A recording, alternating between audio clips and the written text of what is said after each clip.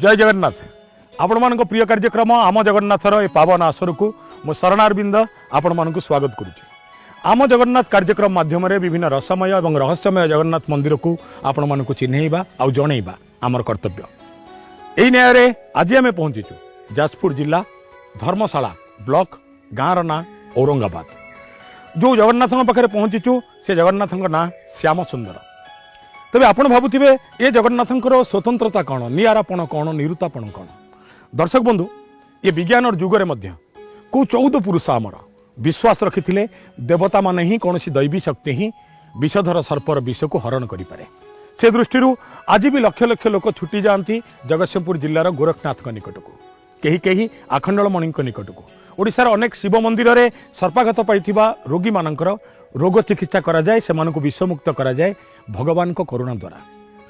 किंतु जाजपुर जिलार ए औरंगाबाद गाँव रे थिबा प्रभु श्याम सुंदर निकट को लक्ष लक्ष जो मानकु विषाक्त सर्प दंशन करुथाए से भक्त माने छुटी आसंती एवं ए विश्वास रखती थरे जदि कहीं प्रभु सिंह द्वार को डेई भीतर को पशि जाइछि तेबे सी मरिबार चांस ही न थाए। भल हब, अवश्य भल हब, निश्चय भल हब। आज भी लक्ष लक्ष विषधर सर्पर आघात पाइथिबा रोगी छुटी आसंती प्रभु श्याम सुंदर निकट को। तेबे किए से श्याम सुंदर, कौन रही प्रतिष्ठा पछरे इतिहास, केमितिका देखिबाकू तांको मंदिर, कौन कौन रीतिनीति हुए तांको पाखरे, जदि जानिबे आसंतु मो संगे।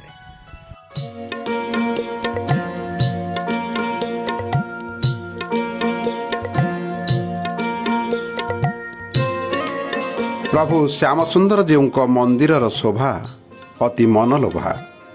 मंदिर पार्श्व थिबा चंदन पुष्करिणी नारिकेल वृक्षराजी सहित आकर्षणीय रंगरे रंगई होइछि मंदिरर कलेबर।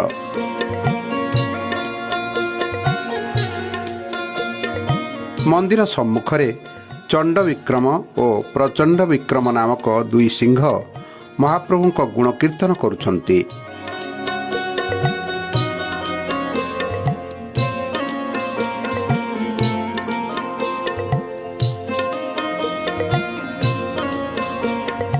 प्रचुर खरा देहरु गम गम झाल गड़ुची, किंतु सर्प विषहरी प्रभु श्याम सुंदर को देखिबार आकांक्षा आम भितर एते तीव्र जे ए गुळुगुळी ए गरम किछि आम यात्रा को रोकी पारनी। एबे आपण देखुचंती मु जोटी ठिया हैछि एटा अरुण चकड़ा भितर को जिबा दर्शन करिबा दियंकु आसंतु मो सहित। मंदिर शीर्षरे नीलचक्र रे फरफर होई उडुछि पतित पावन बाना।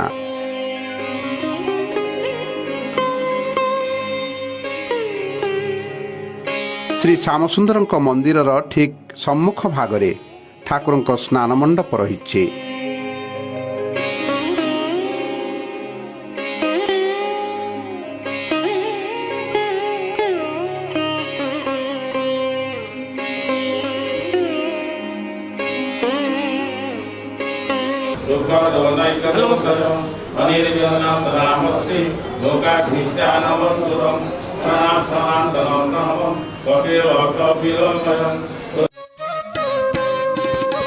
श्री श्यामसुंदर ठाकुर एकक जगन्नाथ मूर्ति बा दधिवामन मूर्ति एठारे उपासित होउछंती।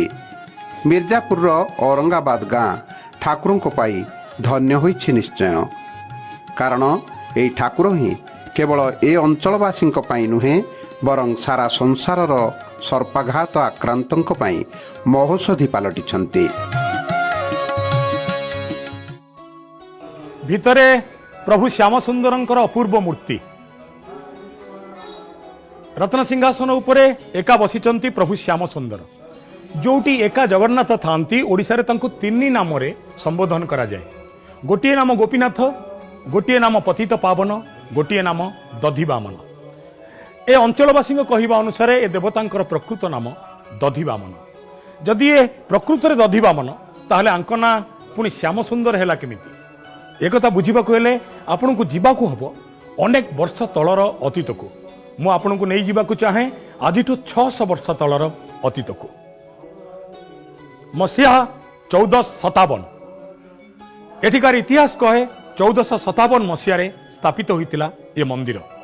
ए मंदिर स्थापना पछरे मध्य आ गोटे सुंदर कहानी अच्छी पुरीर वीरमित्रपुर शासन से शासन गाँव साधुचरण मिश्र बोली जड़े ब्राह्मण सांगरे गोटे क्षुद्र दधिवामन मूर्ति आउ देवी भगवती पाट महादेई माँ महालक्ष्मी शालग्रामटी को धरी चली आसी यही गाँव को ये गाँव ना औरंगाबाद औरंगजेब को शासन काल रे औरंगजेब को नाम अनुसार ये गाँव ना औरंगाबाद होइछि बोली ये गाँव इतिहास कहे।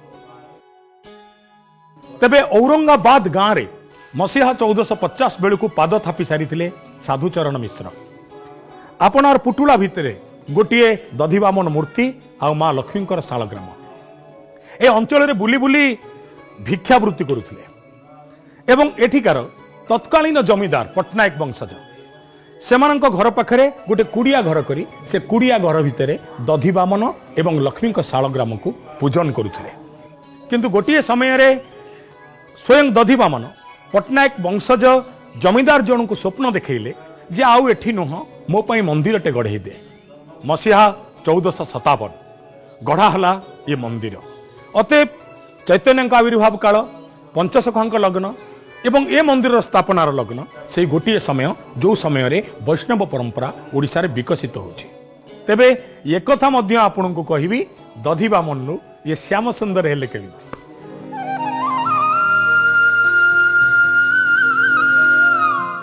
अति सुंदर भावरे ठाकुर को नानादि पुष्प और तुलसी मंडन करी प्रत्यह पूजार्चना करती भक्त।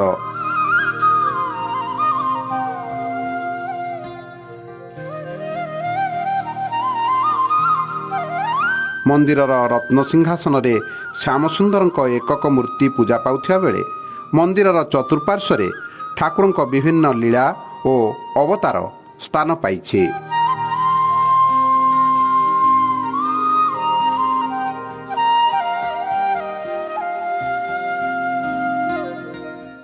सकाळु बल्लभ प्रथमे मंगला आरती करा जाए मंगला आरती परे ठाकुर को स्नान करा जाए स्नान परे वस्त्र पिंधा जाए चंदन लगी करा जाए पुष्प तापरे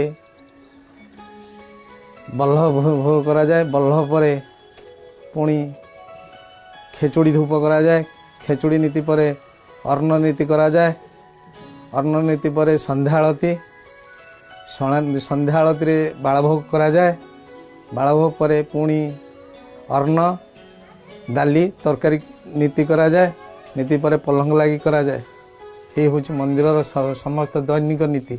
हाँ पुरी जगन्नाथ मंदिर जिते प्रकार नीति अच्छी श्यामसुंदर मंदिर सेते प्रकार नीति अच्छी। हाँ देवस्नान पूर्णिमा ठारू जीवित रथयात्रा जाके ठाकुर अणसर रही सेमती अणसर रे अणसर नीति हम तापरे रथयात्रार रथ नहीं किंतु रथर नीति सब अच्छी रथ नहीं रथर नीति अच्छी कमरपेटी अच्छी टाया बंधा अच्छी सब नीति अच्छी। तापरे बाहुड़ा यात्रार भी नीति अच्छी बाहुड़ा रे माउसी घर आसती किंतु एठी माउसी घर तो नहीं किंतु एठी नीति भी करा जाए। तापरे आपणकर रजरे पोड़ पिठा भोग करा जाए रजरे रज सावित्र अमावास्या रे नूतन वस्त्र पिंधा जाए सब होरी रे दोल पूर्णिमा हुए दोल रे ठाकुर गाँ बुलती बा मेलन करती दोल पूर्णिमा करा जाए पूरी जगन्नाथ नीति जहाँ ए मंदिर नीति से आपण मान को कहूतुल ना जाजपुर जिला मिर्जापुर पंचायत औरंगाबाद गाँव ठाकुर दधिवामन केमिति पालटिले प्रभु श्याम सुंदर आ पछरे थिबा कहानी आहुरी सुंदर। पट्टनायक वंशज जमीदार जनक प्रभु दधिवामन को विशाल मंदिर सीना निर्माण करदेले किंतु मंदिर तुलना रे दधिवामन मूर्ति थिला खूब छोट अतएव आउ एक विशाल दधिवामन आवश्यकता थिला। जमीदार आउ एक विशाल दारू विग्रह प्रतिष्ठा पाई जेतबळे व्यस्त होई पड़िले सेतबळे ए गाँव रे आउ जणे साधु आसी पहुंचिले तांकु अंचलवासी पश्चिमा बाबा बोली कहूतिले साधुंको नाम थिला श्याम सुंदर।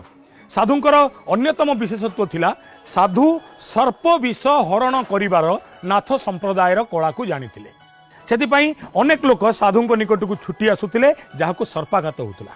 जेतबळे एठी नुआ विग्रह प्रतिष्ठा हेले सेतबळे नुआ विग्रह को जीवदान दबार दायित्व साधु निज ऊपर को नेले। दर्शक बंधु आपण मैंने समस्ते जानती नवकलेवर नीति नियम और परंपरा अनुसार श्रीक्षेत्र में जो दैता सेवक वृंद ब्रह्म परिवर्तन एवं प्रभु को प्राण प्रतिष्ठार दायित्व नियंती से माने किछि दिन परे ये धराधाम विदाय नियंती। कोटि ओडियार मौड़मणि कोटि कैबल्यनाथ महाप्रभु श्री जगन्नाथ दुनिया रे भाव भक्ति प्रथा और परंपरार व्याकरण केबे भी बदले ना। शेष को साधु श्याम सुंदर से हवाक बसला। साधु श्याम सुंदर को जना थिला मु देवतांकर न्यास करिछि जेतबेले मु आउ बेसी दिन बंचिबिनी। साधु हाथ जोड़ीदेले प्रभुंक आगे मु जानिछि आपन को प्राण दबा परे हुए तो मु आउ बेसी दिन बंचिबिनी। ए अंचलर लोक माननकु जो विषधर साप कामुडार भयरु मु मुक्ति दिए आउ हे तो से सेवा जोगई दे परिबिनी। प्रभु मु तो रहिबिनी एणिकी मो दायित्व आपन को लागिला। आखि बुझिले भक्त श्याम सुंदर आउ महाप्रभु श्री जगन्नाथ एते दयालु से दिनठू भक्तर नाम को निजर नाम नामकरण कले अर्थात दधिवामन पालटी गले श्याम सुंदर। एवं सबुठु मजादार कथा श्याम सुंदर जो दायित्व नहीं थिले लक्ष लक्ष लोकंकु विषधर सर्पर ज्वालारू मुक्ति दबा एवं मरिबाकू जाउथिबा लोककू पुणी थरे हाथ धरी जीवन चौहदी भितर को टाणी आनिबा से दायित्व नेले प्रभु दधिवामन बा आपणक भाषा रे प्रभु श्याम सुंदर।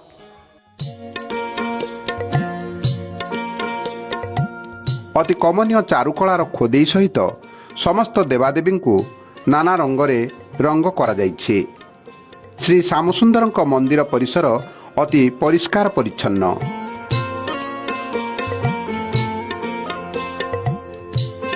मंदिर परिसर रे पुणी रहिछन्ति श्री काशीनाथ। प्रत्यह नीतिकांतिर सहित मध्य श्री काशीनाथ को उपासना करा जाए।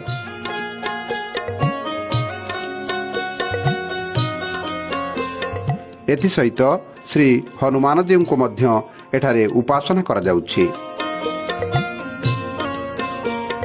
जगदानंद कंदाय सर्पविष निवारक स्मरण दुष्कृत करे श्री श्याम सुंदराय नम। मु श्री प्रकाश चंद्र पंडा श्री श्याम सुंदर जी को पूजक अटे। मंदिर इतिहास विषय रे मु वर्तमान किसी कहवाक चाहूँगी। मंदिर 1457 ख्रीष्टाब्द रे जड़े साधुचरण मिश्र नामक ब्राह्मण वीर महाराजपुर शासन पुरी आसी एठारे भिक्षावृत्ति करी चलुथिले। पटनायक जमीदार वंश औरंगाबाद रे तांकर जमीदारित्व थिला। से बाबांकु एठारे एक चाଳ घर करी रहिबाकू निर्देश देले। बाबा एठारे चाଳ घर करी तांको सांगरे आनिथिबा दधिवामन दुई मूर्ति एवं माँ लक्ष्मी माँ को एठारे रखी पूजा अर्चना कले। से भिक्षावृत्ति करी चलिबा समय आनिथिबा शालग्राम मध्य मंदिर भितर अन्य आड़े चली जाती। वर्तमान भी से शालग्राम जीवित अवस्था मंदिर खटुली रे पूजा पाउछंती। कालक्रमे जेतेबेले पटनायक वंश जानिले जे ठाकुरंकर महिमा अपार सेणु गोटे बड़ मंदिर प्रतिष्ठा करने एवं ग्रामवासी को धरी चिंता कले एवं एक विराट मंदिर स्थापन कले। से मंदिर रे एते छोट विग्रह न रखी एक बड़ मूर्ति स्थापन करने दारू संग्रह करी मंदिर रे बड़ दिया निर्माण करिवार कार्यक्रम आरंभ कले। क्रमे जड़े श्यामचरण नामक बाबा एठारे पश्चिमांचल बाबा एठारे आसी पहुँचिले। जो दिन यज्ञर पूर्णाहुति है से विग्रह को न्यास देले एवं न्यास देवार किछि घंटा पर बाबा देहत्याग कले। एवं एठारे ग्रामांचल जो लोक दंतघात हुए से एठारे आसी स्नान करी चंदन पोखरी रे श्रीजूंकर पादुका सेवन कले। तांको आ औषध पत्र खाती नहीं आरोग्य होई एठारु भल मनरे जाती। एवं आ खाली अनेक से कथा नुहे आहरी मध्य श्रीजूंक पाखरे जो मानकर संतान संतति न हुए किंबा कौन रोग बड़ रोग व्याधि हुए से माने 21 दिन पर्यंत शरण पसंदी एवं से माने एठारु उपकृत होई ठाकुरंकर महिमारे जा मानसिक पाती नहीं से प्रसाद पाइले ତାଙ୍କର ରୋଗ ମଧ୍ୟ ଭଲ ହୋଇଛି। ଯାହାକି ଆପଣ ଆମର ଅପୂର୍ବ ମେଳା ବହି ଶ୍ରୀ ଶ୍ରୀ ଶ୍ୟାମସୁନ୍ଦରଙ୍କ ଅପୂର୍ବ ମେଳା ବହି ସ୍ୱର୍ଗତ ଭାସ୍କର ପଣ୍ଡାଙ୍କ ଲିଖିତ ପଢ଼ିଲେ ଜାଣିପାରିବେ। ଯାନିଯାତ୍ରା ମଧ୍ୟରେ ଚନ୍ଦନ ଯାତ୍ରା, ସ୍ନାନ ପୂର୍ଣ୍ଣିମା, ଦୋଳ, ଝୁଲଣ, ରାହାସ ଏବଂ ନାନାଦି ପର୍ବପର୍ବାଣୀ ରହିଅଛି।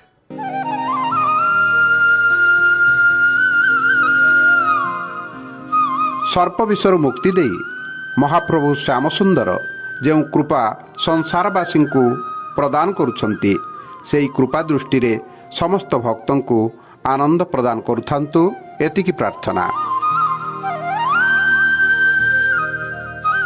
इदं कीर्तनीयस्य केशवस्य महात्मनं नाम्ना सहस्र दिव्यो नाम अशेषेण प्रकीर्तितं कृष्णाय वासुदेवाय देवकी नन्दनाय च नन्दगोपकुमाराय गोविन्दाय नमो नमः। ओं श्री कृष्णाय गोविन्दाय गोपीजनवल्लभाय नमः। ओं श्री कृष्णाय गोविन्दाय गोपीजनवल्लभाय नमः। ओं श्री कृष्णाय गोविन्दाय गोपीजनवल्लभाय नमः। ମୋ ହାତରେ ମୁଁ ଯେଉଁ ବହି ଧରିଛି ଇଏ ହେଉଛି ଏ ଆଖପାଖ ଜିଲ୍ଲାରେ ଏ ଅଞ୍ଚଳରେ ଲୋକମାନେ ଏ ଜଗନ୍ନାଥଙ୍କ ପାଇଁ ଯେଉଁ ମେଳା ପାଳନ କରନ୍ତି, ଅପୂର୍ବ ମେଳା, ପ୍ରଭୁ ଶ୍ରୀ ଶ୍ୟାମସୁନ୍ଦର ଜୀଉଙ୍କ ଅପୂର୍ବ ମେଳା ଭାସ୍କର ପଣ୍ଡାଙ୍କ ଦ୍ୱାରା ଏହା ଲେଖାଯାଇଛି ଏବଂ ଏ ମେଳା ମଧ୍ୟ ଏ ଆଖପାଖ ଅଞ୍ଚଳରେ ବେଶ୍ ଲୋକପ୍ରିୟ। କିଛି ସମୟ ପାଇଁ ଏ ମେଳା ବହିକି ପଢ଼ିବାକୁ ଇଚ୍ଛା ହେଲା ଏବଂ ଏ ମେଳା ବହିର 8 ନମ୍ବର ପୃଷ୍ଠାରେ ମୁଁ ଅଟକିଲି। 8 ନମ୍ବର ପୃଷ୍ଠାରେ କିଛି ଏମିତି ଲେଖା ଥିଲା, ବ୍ରାହ୍ମଣ ଜାତି ରେଟି ସେହି ନାମତା ବୈଷ୍ଣବ ଅଟଇ ଘରତା ମିର୍ଜାପୁର ଜାଣ ପୁତ୍ରା ଦୁହିତା ନାହିଁ ପୁଣ ପତି ପତ୍ନୀ ଯେ ବିରସରେ ରହନ୍ତି ଆପଣା ଗୃହରେ। ପୁରା ପଢ଼ିବାରୁ ମୁଁ ଏହା ବୁଝିଲି ଗୋଟିଏ ସ୍ତ୍ରୀ ଲୋକ ଯାହାର ଆଦୌ ପିଲା ହେଉନାହିଁ, ସ୍ୱାମୀ ସ୍ତ୍ରୀ ଅନେକ ଚିନ୍ତାରେ ସେ ଧାଇଁ ଆସିଛି ଏଇ ଠାକୁରଙ୍କ ପାଖକୁ। ଏଇ ଠାକୁରଙ୍କ ପାଖକୁ ଆସିଲା ପରେ ତାକୁ ପୁନଃ ପୁତ୍ର ପ୍ରାପ୍ତ ହୋଇଛି 21 ଦିନ ପରେ। ସେତେବେଳେ ଆମର ଇଚ୍ଛା ହେଲା ଯେଣୁ ଏଥିରେ ମିର୍ଜାପୁର ଲେଖାଯାଇଛି ତେବେ ସେହି ବଂଶର କେହି ନା କେହି ନିଶ୍ଚୟ ଥିବେ। ପ୍ରକୃତରେ ଏମିତି କେହି ଚରିତ୍ର ଥିଲେ କି ନା ଏହା କେବଳ କବିର ପରିକଳ୍ପନା? ଏ ବିଷୟରେ ଆମେ ଏବେ ପଚାରି ବୁଝିବା ଅପୂର୍ବ ଓଷା ବହିର 8 ପୃଷ୍ଠାରେ ଥିବା ଏହି ଚରିତ୍ରଙ୍କୁ। ପ୍ରକୃତରେ ତାଙ୍କ ସହିତ ଯାହା ଘଟିଥିଲା, ତାଙ୍କ ବଂଶ ସହିତ ଯାହା ଘଟିଥିଲା, ତାହା ସତ୍ୟ ନା ମିଥ୍ୟା? ଜଗଦାନନ୍ଦ କନ୍ଦାୟ ସର୍ପବିଷ ନିବାରକ ସ୍ମରଣ୍ୟ ଦୁଷ୍କୃତି ହରେ ଶ୍ରୀ ଶ୍ୟାମ ସୁନ୍ଦରାୟ ନମଃ। ବେଦ ବିହିତ କର୍ମ ପୂଜା ସହିତ ସେବକ ଭାଇମାନେ, ପୂଜକ ବନ୍ଧୁମାନେ ବହୁତ ବହୁତ କଥା କହିଥିବେ, କିନ୍ତୁ ଏଇ ଶ୍ଲୋକଟି ସବୁଠି ପଢ଼ାଯାଏ କାହିଁକି ନା ଯେତେବେଳେ ପ୍ରଭୁ ଏଠି ଆସି ବିଦ୍ୟମାନ ହେଲେ ତାଙ୍କୁ ଆଣିଥିବା ଭକ୍ତ ଶ୍ୟାମ ବାବା ବୋଲି ଯିଏ ଥିଲେ, ସିଏ ଏଇଠି ଗୁଣିଗାରେଡ଼ି ମନ୍ତ୍ର ଫୁଙ୍କି ପ୍ରଭୁଙ୍କୁ ସ୍ମରଣ କରି ସମସ୍ତଙ୍କୁ ଦେହରୁ ବିଷଜ୍ୱାଳା ନିବାରଣ କରୁଥିଲେ। ଇଏ 1000 ବର୍ଷର କଥା ଆଜ୍ଞା। 1000 ବର୍ଷ ପରେ ମଧ୍ୟ ଆଜି ଏହା ବିଦିତ ଅଛି। ଆମେ ସ୍ୱଚକ୍ଷୁରେ ଦେଖିଛୁ। ଜଣେ ଭାଇଙ୍କୁ ଗୋଖର କାମୁଡ଼ିଲା, ଯୁବକ ପିଲା, 22 ବର୍ଷର ଯୁବକ, ଅବିବାହିତ ଅବସ୍ଥାରେ ଥିଲେ। ଏଇଠାରେ ସେ ପଡ଼ିଲେ, ଆମର ଗ୍ରାମବାସୀମାନେ ତାଙ୍କଠାରେ ପାଣି ଢାଳିଲେ ଏବଂ ନନାମାନେ ଟିକେ ଧଣ୍ଡା ଦେଲେ। ଇଏ ଧଣ୍ଡା ଟିକକ ହେଉଛି ପ୍ରଭୁଙ୍କର ମହ ଔଷଧି। ଔଷଧଂ ଜଗତ ସେତୁ ସତ୍ୟ ଧର୍ମ ପରାକ୍ରମ ନ୍ୟାୟରେ ପ୍ରଭୁଙ୍କର ମହ ଔଷଧି ହେଉଛି ଧଣ୍ଡା ତୁଳସୀ। ଧଣ୍ଡା ତୁଳସୀ ଟିକେ ପାଟିରେ ଦେଇ ଯେତେବେଳେ ପାଣି ଢଳାଯାଏ, ଆମେମାନେ, ମୁଁ ମଧ୍ୟ ସେଠି ପାଣି ଢାଳୁଥିଲି, ସର୍ପର ଯେଉଁ ଗର୍ଜନ, ଫୁକାର, ସୁସୁରି ଏଗୁଡ଼ାକ ମଧ୍ୟ ଆମେ ଶୁଣିଛୁ। ସେ ପିଲା ବଞ୍ଚି ରହି ସଂସାର କରିଛି ମଧ୍ୟ। ପୁରୀ ଶ୍ରୀକ୍ଷେତ୍ରରେ ଗୋଟିଏ ଜଗନ୍ନାଥ, ଓଡ଼ିଶାର ଗାଁ ଗଣ୍ଡାରେ କୋଟିଏ ଜଗନ୍ନାଥ। କେବେ ଗେଟମାର ରଥରେ, କେବେ କୀର୍ତ୍ତନର ଗୀତରେ, କେବେ ନୂଆ ବୋହୁର ବାହୁନାରେ, କେବେ ଭକ୍ତର ଭାବନାରେ।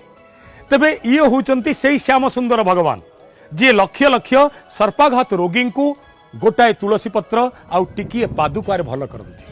ଏ ଅଞ୍ଚଳର ଇତିହାସ କହେ ଏମିତି କୌଣସି ସର୍ପାଘାତ ରୋଗୀ ଯିଏ ସିଂହଦ୍ୱାର ଡେଇଁ ମନ୍ଦିର ଭିତରକୁ ଆସିଛି ତାର ମୃତ୍ୟୁ ହୋଇଛି, ସେମିତି ଇତିହାସ ନାହିଁ। ମନ୍ଦିର ବାହାରେ ଅନେକ ଲୋକ ମୃତ୍ୟୁବରଣ କରିଥିବା କଥା ଏକଥା ଏଠାକାର ଭକ୍ତମାନେ କହନ୍ତି। ତେବେ ଇଏ ଦେବତାଙ୍କୁ ନେଇ, ଏ ଭଗବାନଙ୍କୁ ନେଇ ଏ ଅଞ୍ଚଳର ଜନତା କ'ଣ କହୁଛନ୍ତି, ଆସନ୍ତୁ ତା ଉପରେ ନଜର ପକାଇବା। ଏମିତି କିଛି ବହୁତ ଆଲୋଚନା ଅଛି। ଠାକୁରଙ୍କର ଦିନେ ଆମର ନଈ ବନ୍ଧରେ ଆପଣ ଯେଉଁ ଆସିଲେ, ନଈ ବଢ଼ି ଥରେ ହେଲା, ପ୍ରବଳ ମାତ୍ରାରେ ନଈ ବଢ଼ି ହେଲା, ଯେଉଁଟାକି କଥା ହେଉଛି ଆମେ ସମସ୍ତେ ଏ ଅଞ୍ଚଳ ସାରା ଭାସିଗଲୁ, କାହିଁକିନା ନଈ ଯଦି ବନ୍ଧ ଭାଙ୍ଗିଯାଏ ଏ ମନ୍ଦିର ଉପରେ ପାଣି ଚାଲିବ। ଠାକୁର କହିଲେ ଦିନେ ସ୍ୱପ୍ନ ଦେଖିଲେ ଯେଉଁ ଆମର ଭାଗବତ କହୁଥିଲେ ଏଇଖିନା ବର୍ତ୍ତମାନ ସେ ମୋର ସାଙ୍ଗ ସିଏ ଆକୁ ଏମିତି ଗୋଟେ ସ୍ୱପ୍ନ ଦେଖିଲେ ଜଣକୁ ଦେଖେଇଲେ ତାଙ୍କର ପୂଜାରୀ ଭିତରୁ ଯେ ତୁମେ ଠାକୁରଙ୍କ ପାଖରେ ଟିକେ ଘିଅ ପୋଡ଼ ଘିଅ ପୋଡ଼ିଲେ ଆମର ହେଇଯିବ ଇଏ ଯେ ନଈ କମିଯିବ। ଆମେ ସେ ଯାହା ହଉ ସେ କଥାକୁ ଡାକି ସେତେବେଳେ ଏଇ ଭାସ୍କର ପଣ୍ଡା ଥିଲେ ଭାସ୍କର ପଣ୍ଡାଙ୍କ ପାଖରେ ଆମେ ଆସିବି ପହଞ୍ଚିଲୁ ସମସ୍ତେ ପହଞ୍ଚି ଆଲୋଚନା କରାଗଲା ଘିଅ ଟିକେ ପୋଡ଼ା ପହଁ ସେ ଯଜ୍ଞ ବି ଆଜିକି 30 ବର୍ଷ ହେଲା ଚାଲି ଆସୁଛି ସେ 30 ବର୍ଷ ମୁଖ୍ୟ ଦାୟିତ୍ୱରେ ବି ସେ ଭାଗବତ ଯିଏ ଅଛି ମୁଁ ବି ନିଜେ କର୍ତ୍ତା ରୂପରେ ସେ କାମକୁ ଚଳାଉଛି ଆଉ ସେଇ ଦିନରୁ ଆମର ଠାକୁରଙ୍କ କାର୍ଯ୍ୟକ୍ରମ ଯେଉଁଟା ହୁଏ সেই ସବୁ ସେ ଯଜ୍ଞ ବି ସେ ଚାଲି ରହିଛି। ଏମିତି ବହୁତ ପ୍ରକାର ଜୀବନ ଭିତରେ ବହୁତ ପ୍ରକାର ଦେଖାଯାଇଛି ଯେଉଁଟାକି କଥା ହେଉଛି ଯେ ଶ୍ୟାମସୁନ୍ଦର ଆମର ହେଉଛନ୍ତି ପ୍ରକୃତ ଏ ଏରିଆର ଇଷ୍ଟଦେବ ଏ ଏରିଆ ଯେଉଁ 3ଟା 5ଟା ବ୍ଲକ ନୁହଁ ଏ ଆଜ୍ଞା ଏ ଜିନିଷ ଆସ୍ତେ ଆସ୍ତେ ଲମ୍ବି କଲିକତା ବଙ୍ଗଳା ପର୍ଯ୍ୟନ୍ତ ଯାଇଛି କେଉଁଠି ଏ କଥାର ମାନେ ଇଏ ନାହିଁ ପ୍ରତ୍ୟେକ ଜାଗାକୁ ଯାଇଛି। ଆଉ ଯେବେ ଆମେ ହିସାବ କରୁ ଆମେ ମୁଁ ସବୁବେଳେ କିନ୍ତୁ ମୁଁ ଆନି ଆସି ମୁଁ ବହୁତ ମୋ ଜୀବନ ଭିତରେ ଆସିଛି ଯେତେବେଳେ ଆସେ ମୁଁ ଆସି କୁହେ ଯେ କଥାରେ କୁହନ୍ତି ବାପଶିଲା ପୁଅ ସଭାରେ ହାରେ ନା ମୁଁ ସବୁବେଳେ ଆସି କୁହେ ଆରେ ତୁ ମୋର ବାପା ଥାଉ ମୁଁ କେମିତି ଏଠି ବେଜିତ ହେଉଛି ସେ କଥା ତୁ ରକ୍ଷା କରିବୁ ସେ ମୋତେ ବହୁତ ଜାଗାରୁ ଉଦ୍ଧାର କରିଛନ୍ତି। ଜୟ ଶ୍ରୀ ଶ୍ୟାମସୁନ୍ଦର। ଆଜି ମହାପ୍ରଭୁ ଶ୍ୟାମସୁନ୍ଦରଙ୍କର ମହିମା ବହୁତ କହିଲେ ଅତ୍ୟୁକ୍ତି ହେବ ନାହିଁ। ଏ ଅଞ୍ଚଳର ଜଣେ ସେ ଭଲ ଡାକ୍ତର ଯାହାକୁ ଯେଉଁ ଅବସ୍ଥାରେ ଯିଏ ଥାଉ ନା କାହିଁକି ଯଦି ଛୋଟ ସାପୁଟେ କାମୁଡ଼ୁଛି ଗାଁରେ ସେ ଆସିପାରୁନାହିଁ ସେଇଠି ମହାପ୍ରଭୁଙ୍କ ଧଣ୍ଡା ପାଇଦେଲେ ସେ ନିଶ୍ଚିତ ଭଲ ହେଇଯିବ। ତେଣୁ ଏ ଠାକୁରଙ୍କର ମହିମା କେହି କହିବା ପାଇଁ ନାହିଁ। ସେଦିନ ଯାହା କପିଳ ମୁନିକି ଭଗବାନ ପଚାରିଥିଲେ ମୁନି ଋଷିମାନେ ପଚାରିଥିଲେ ଭଗବାନ କଥା କୁହନ୍ତୁ ସର୍ବମ ରହସ୍ୟମ ପୁରୁଷୋତ୍ତମସ୍ୟ ଦେବା ନଜାନାତି କୃତଃ ମନୁଷ୍ୟ। ତେଣୁ ଏ ପ୍ରଭୁଙ୍କ କଥା କହିବା ଆଦୌ ଠିକ୍ ହେବ ନାହିଁ। ତେଣୁ ପ୍ରଭୁ ଅଛନ୍ତି ଏଠି ଉପକାରରେ ଲାଗୁଛନ୍ତି। ତେଣୁ ମହାପ୍ରଭୁ ଶ୍ୟାମସୁନ୍ଦର ପାଖରେ ଏଠି ନିବେଦନ କରିବୁ ପ୍ରଭୁ ତାଙ୍କ କାର୍ଯ୍ୟ ଜାରି ରଖିଥାନ୍ତୁ ଏ ବିଶ୍ୱର ମଙ୍ଗଳ ନିଶ୍ଚିତ ଭାବେ କରନ୍ତୁ। ଜୟ ଜଗନ୍ନାଥ ଜୟ ଜଗନ୍ନାଥ ଜୟ ଜଗନ୍ନାଥ।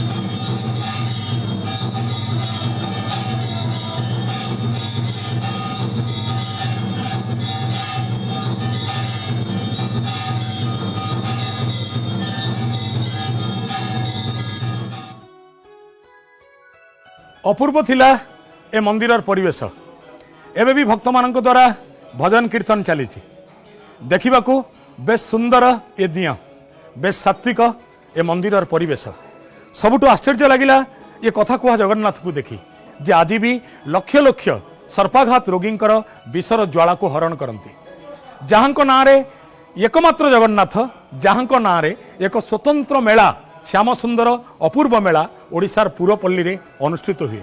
अपुत्रिक को पुत्र दियंती रोगी को निरोग करती भक्त को सांत्वना दियंती श्रीक्षेत्र थिबा जगन्नाथंकर ये आउ एक रूप ये आउ एक स्वरूप अखिल जगतर विषर ज्वाला को हरण करने पाई। दर्शक बंधु आज मो सहित आपण माने बुलुथिले देखुथिले जाजपुर जिला धर्मशाला ब्लॉक मिर्जापुर पंचायत एवं औरंगाबाद गाँव ये विस्मय जगन्नाथ प्रभु श्याम सुंदर को ये मंदिर बेढ़ा को छाड़ी जीवा को इच्छा होनी किंतु समय कहूँ ना जीवाको हम एवं विदाय दिंतु मु शरणारविंद आपण मानक विदाय नौची पुणी आपण मान सहित देखा हम आम जगन्नाथर आउ एक अमृतमय आगामी अध्याय रे। जय जगन्नाथ।